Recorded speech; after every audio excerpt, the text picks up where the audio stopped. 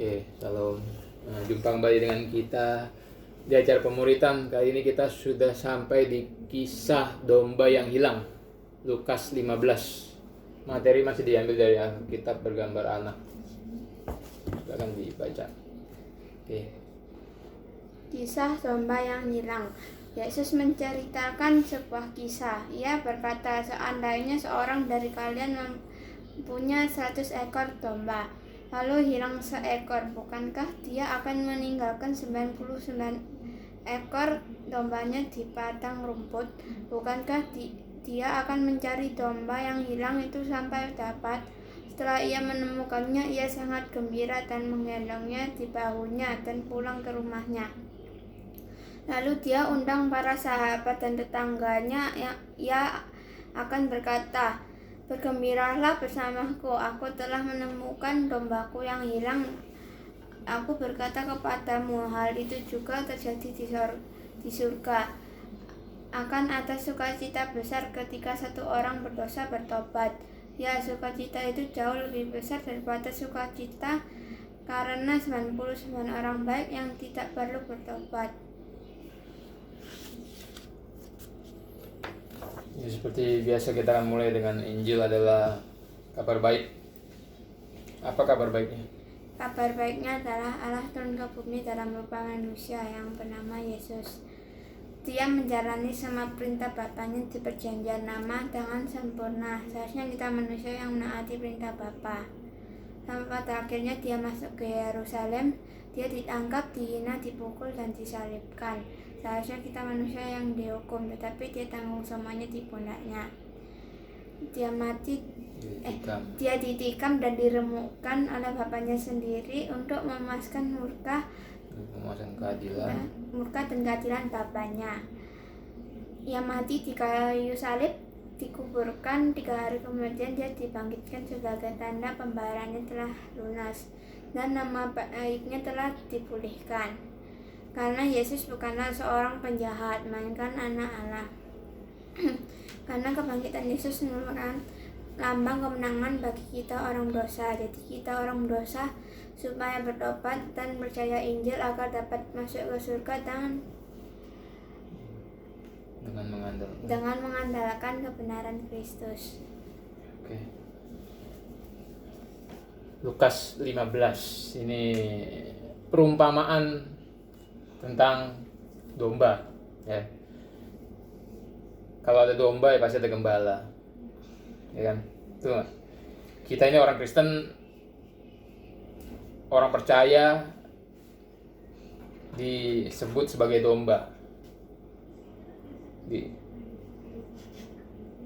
Disebut apa sih namanya? Disebut sebagai domba pokoknya. Kenapa disebut sebagai domba ya? Karena domba itu binatang yang lemah.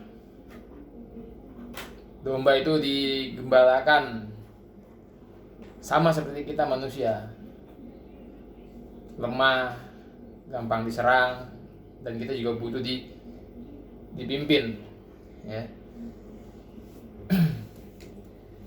Ayat Lukas 15 ayat 1. Para pemungut cukai dan orang-orang berdosa biasanya datang kepada Yesus untuk mendengarkan Yesus. Mereka bersungut-sungut, orang-orang Farisi dan ahli-ahli Taurat. Katanya, ia menerima orang-orang berdosa dan makan bersama-sama dengan mereka. Lalu Yesus mengatakan perumpamaan ini kepada mereka. Jadi awal itu ada orang Farisi dan ahli Taurat, ya, orang-orang Yahudi, melihat Yesus menerima orang-orang berdosa, mengajar orang-orang berdosa, dekat dengan orang-orang berdosa, bahkan makan bersama-sama dengan mereka. Kalau sudah makan itu artinya sudah dekat. Dan orang Farisi dan ahli Taurat tuh protes, orang Yahudi tuh protes, ya. Orang Farisi dan ahli Taurat nih, mereka nih biasanya apa ya? Merasa spesial di mata Tuhan, gitu, ya. Merasa disayang Tuhan, spesial. Tapi merasa perasaan spesial mereka tuh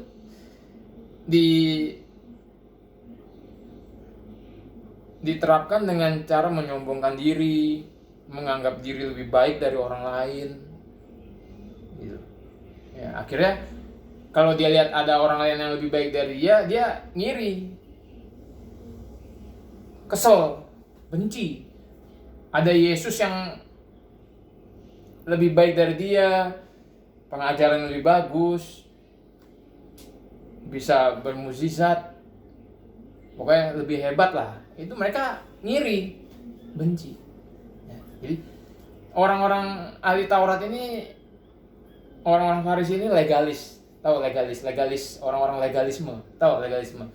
Legalis itu orang-orang yang mencari kebenarannya di mata Tuhan dengan mengandalkan kebaikan, dengan mengandalkan perbuatan baiknya sendiri. Itu orang-orang legalis.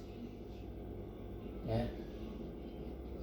Dia mencari kebenaran di mata Tuhan dengan mengandalkan perbuatan baiknya sendiri. Bahkan terkadang apa yang Tuhan gak perintahkan, ya, itu bisa dikerjakan untuk mencari kebenaran di mata Tuhan. Padahal Tuhan gak pernah perintahkan. Tuh orang Yahudi seperti itu, dia suka menambahkan perintah, membuat perintah itu jadi, membuat hukum itu jadi tambah berat.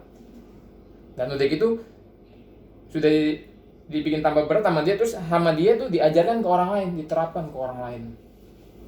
Ngerti? Itu orang-orang Yahudi itu seperti itu dulu. Benar-benar melihat, dia selalu melihat dengan mata jasmani. Beda dengan kita orang Kristen. Kita orang Kristen ini orang-orang yang dibenarkan tadi apa? Dengan mengandalkan kebenaran Kristus. Kita ini orang-orang yang dibenarkan berdasarkan kasih karunia, berdasarkan pekerjaan Yesus, berdasarkan ketaatan Yesus. Kita orang Kristen mesti ingat. Jadi kita jangan sampai merasa spesial di mata Tuhan. Ya, saking merasa spesial, percaya kalau minta apapun dikasih, punya ambisi apapun tinggal doa, dikasih lah pasti sama Tuhan. Ya, mau beli apapun, mau sekaya apapun, pasti dikasih sama Tuhan. Tuhan sayang kok. Merasa spesial, akhirnya sombong. Melakukan, akhirnya nanti ke arah legalis, sama kayak orang Yahudi. Dia akan melakukan semuanya, ya, karena dia merasa spesial. Dia akan berusaha, dia mau kaya, dia akan berusaha kaya, dia akan melakukan semuanya. Dia percaya Tuhan pasti akan kasih, ya, padahal Tuhan gak pernah ngajarin kayak gitu, ya. Sama dia sudah menjadi ambisi dia diterkam itu, karena dia merasa spesial, dan akhirnya itu diajarkan ke orang lain gitu. Kalau orang lain, apa yang diajarkan ke orang lain gak bisa, dianggap, oh kamu kurang rohani, oh mungkin kamu kurang taat, mungkin kamu gak diurapi gitu. Ya itu banyak terjadi, gak cuma di Yahudi, itu banyak terjadi sekarang di dalam kekristenan, ya. Nantilah, kamu sekarang belum ngerti. Nanti kalau kamu sudah ibadah di youth, kamu semakin dewasa, kamu akan mengerti tipe-tipe orang Kristen. Makanya dari sekarang kecil kamu belajar supaya kamu ngerti.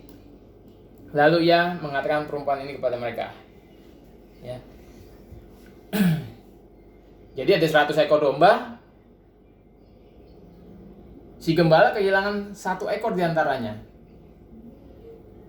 Ya, siapakah? Dan gembala itu meninggalkan 99 ekor itu untuk meninggalkan 99 ekor itu di padang gurun untuk pergi mencari yang sesat itu sampai ia menemukannya. Ngerti? Jadi ada seorang gembala lagi mengembalakan domba 100 biji. Ada 1 dombanya hilang. Ya. Nah, dia tinggalkan 99 domba itu di padang gurun untuk mencari yang 1 ini, ya. Nanti kalau dia ketemu, dia akan meletakkan domba itu di bahunya dengan gembira, terus dibawa lagi ke sekumpulan domba ini. Di perjanjian lama, ya, Tuhan itu suka disebut sebagai gembala. Tapi di perjanjian lama Tuhan disebut sebagai gembala orang Israel. Karena dulu bangsa pilihan tuh bangsa Israel. Ya, kalau sekarang bangsa pilihan tuh gereja. Ya, bukan Israel lagi. Gereja. Nanti orang Israel yang bertobat percaya Yesus jadi gereja. Ya. Misalkan di Mazmur 78 ayat 52. Disuruhnya umatnya berangkat seperti domba-domba. Dipimpinnya mereka seperti kawanan hewan di padang gurun. Ya, jadi Tuhan tuh diilustrasikan seperti gembala dan bangsa Israel tuh domba. Ya.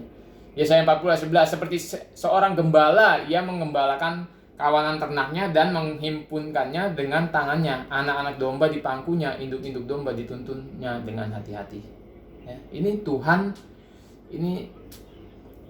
diibaratkan seorang gembala yang menggembalakan bangsa Israel secara kolektif, secara sekumpulan. Tapi di Mazmur 23 ya, Daud berkata, Mazmur 23 ayat 1, Tuhan adalah gembalaku, takkan kekurangan aku. Ternyata walaupun Tuhan menggembalakan Israel secara kolektif, tapi Daud tahu Tuhan menggembalakan dia secara pribadi.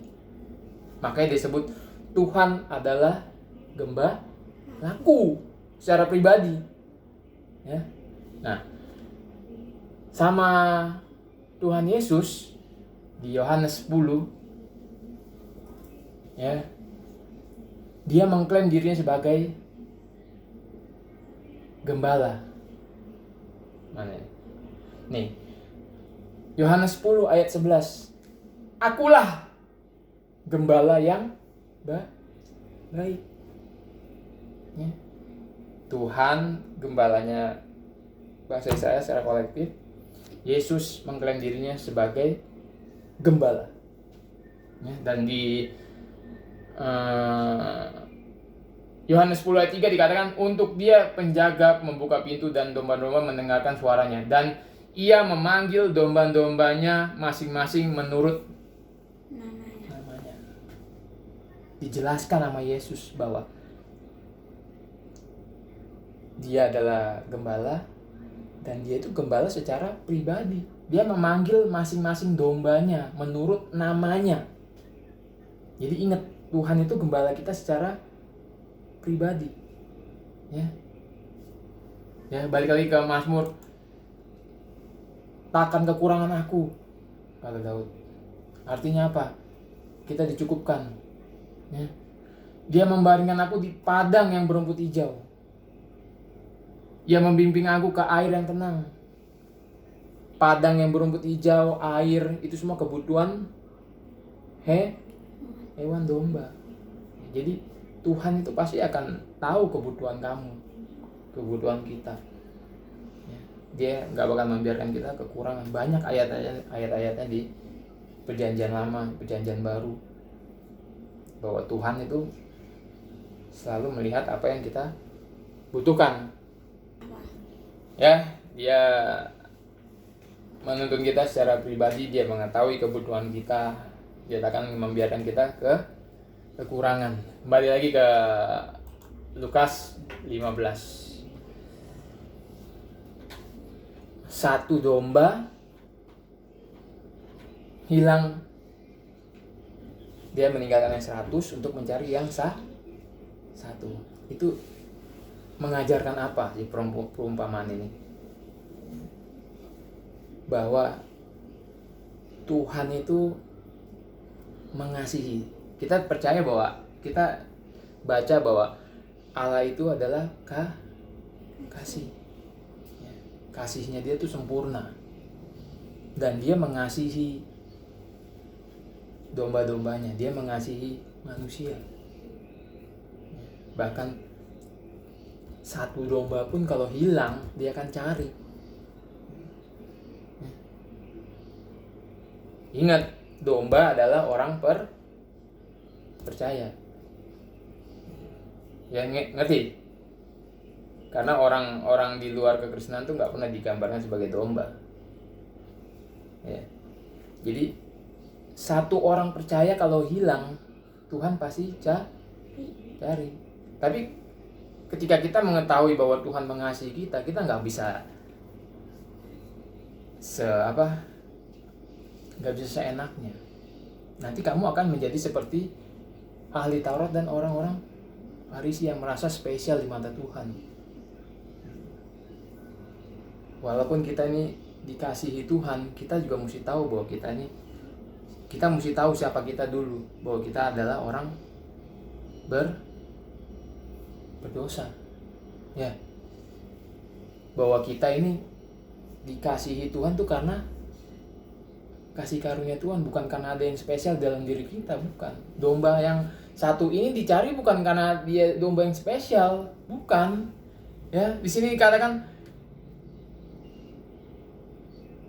ayat 7, aku berkata kepadamu demikian juga akan ada sukacita di surga karena satu orang berdosa yang bertobat.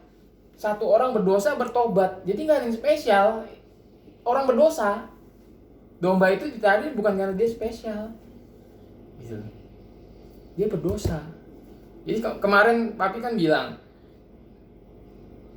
bahwa kita diselamatkan sepenuhnya pekerjaan Tuhan. Kita jangan merasa spesial. Keselamatan itu dari pihak Tuhan semuanya, bukan dari kita. Domba ini yang satu biji ini dicari bukan karena dia domba yang bagus lah, enggak. Nah, ini orang berdosa tuh. Diibaratkan sebagai satu orang berdosa yang bertobat, lebih daripada sukacita karena 99 orang benar yang tidak memerlukan pertobatan. Ya.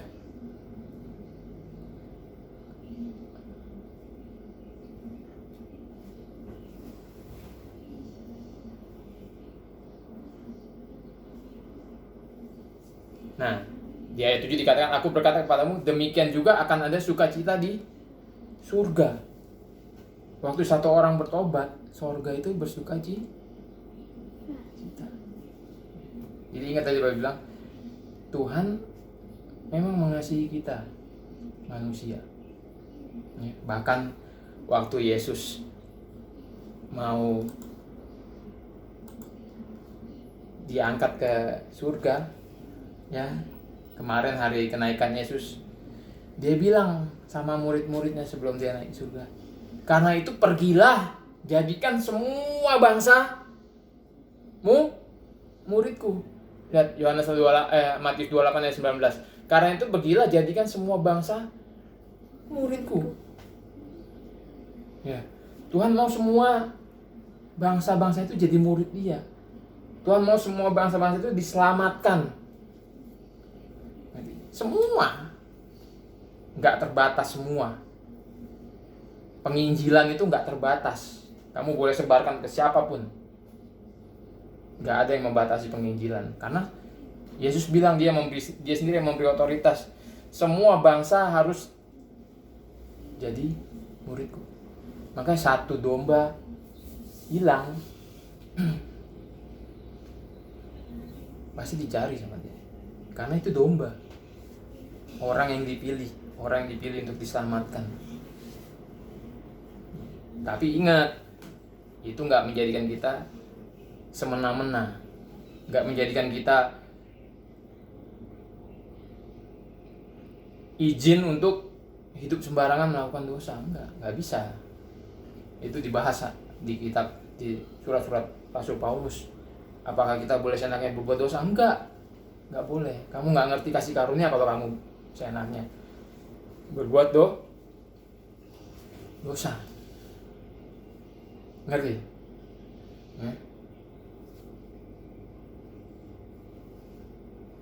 Mengajarkan bahwa Tuhan mengasihi manusia itu nggak bisa kamu ajarkan ke semua orang. Kalau kamu katakan ke orang yang masih mati rohani, sama orang yang belum pernah mendengar Injil, sama orang yang belum percaya, sama orang yang masih di luar Tuhan, kamu mengatakan sama dia, Tuhan mengasihi kamu. Itu kalau menurut Papi nggak bisa. Karena dia akan nangkapnya beda. Ngerti? Oh, Tuhan mengasihi aku. Ya sudah, aku bebas saja. Dia mengasihi aku kok. Suatu hari dia pasti akan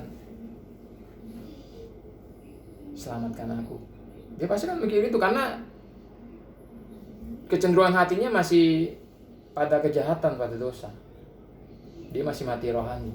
Gak bisa kita sembarangan ngomong, ya Tuhan mengasihi kamu loh, Dia akan mencari kamu. Kalau kamu orang bilang Dia akan mencari kamu kemanapun kamu pergi, Dia akan mencari kamu, seperti seorang debt collector yang mencari orang yang ngutang sama dia. Ya kan digambarkan seperti itu, bahwa dia rela meninggalkan yang 99 untuk mencari yang satu ya. Tapi kamu gak bisa mengatakan itu sama orang yang masih mati rohani. Nanti dia akan seenaknya, karena dia belum bisa menanggap firman itu dengan baik. Makanya kita perlu Injil. Yang kita harus hantam tuh dosa-dosanya dia, supaya dia tahu, dia mengerti bahwa kita ini orang berdosa, bejat, musuhnya Tuhan, pembenci Allah, mati rohani. Itu yang mesti kita hantam, diinjili ya. Kalau Roh Kudus sudah bekerja dari awal, melahir barukan dia pasti akan bertobat dan percaya ya. Setelah dia matang, dia mengalami justification, sanctification, dia matang, baru dia harus tahu bahwa Allah itu mengasihi dia. Tapi kita nggak boleh lupa siapa kita. Ya, kita tahu Tuhan itu kasih, memang Dia pasti mengasihi kita. Tapi kita harus tahu supaya kita nggak sombong, supaya kita nggak jadi legalis seperti orang Yahudi dan Farisi ya. Kalau kamu orang yang ditentukan selamat, kamu orang pilihan Tuhan, kamu akan dicari. Tuhan akan mencari kamu kemanapun. Dia akan menjaga kamu. Dia akan mencari kamu. Kamu meleset pun Dia akan tetap cari kamu, karena kamu orang pilihannya Tuhan, karena kamu orang yang ditentukan untuk selamat. Tapi kamu nggak bisa sembarangan memberitakan ini ke orang yang belum pernah mendengar Injil ya. Jadi berita utama itu ya tetap Injil. Tuduhan terhadap dosa dia itu harus kita tekankan, karena kalau dia nggak tahu bahwa dia itu berdosa, dia nggak tahu bahwa dia itu bejat, dia nggak akan bisa menghargai kasih karunia Tuhan. Dia nggak akan bisa menghargai kasih Tuhan ya. Makanya kenapa setiap hari kita ngomongin dosa, pertobatan, Injil ya, supaya kita nggak pernah lupa siapa kita ini. Kamu nggak boleh lupa siapa kamu. Jadi oke. Yang selanjutnya kisah koin yang hilang. Oke. Sampai jumpa di video selanjutnya. Tuhan Yesus memberkati.